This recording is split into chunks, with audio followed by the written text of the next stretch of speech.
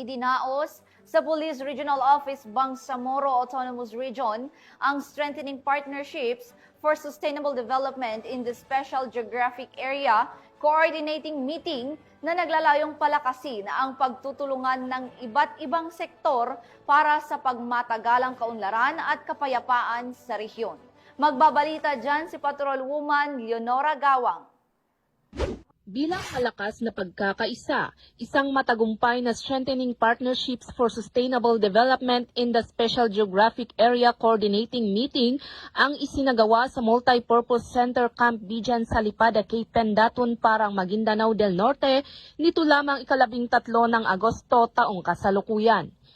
Ito ay pinangunahan ni Police Brigadier General Jason C. D. Guzman, Regional Director ng Police Regional Office ng Bangsamoro Autonomous Region, katuwang ang mga opisyal ng Special Geographic Area Development Authority sa pamumuno ni Honorable Batch P. Malang, mga BTA member at SJA Administrator.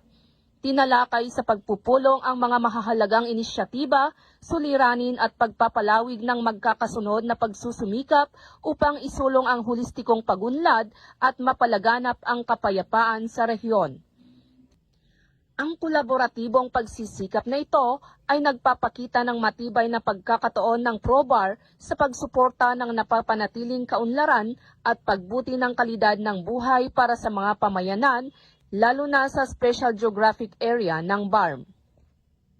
Mula rito sa rehiyon ng Bangsamoro, ako ang inyong Police News Network Correspondent, Patrolwoman Leonora Gawang, alagad ng batas, tagataguyod ng balitang pulis.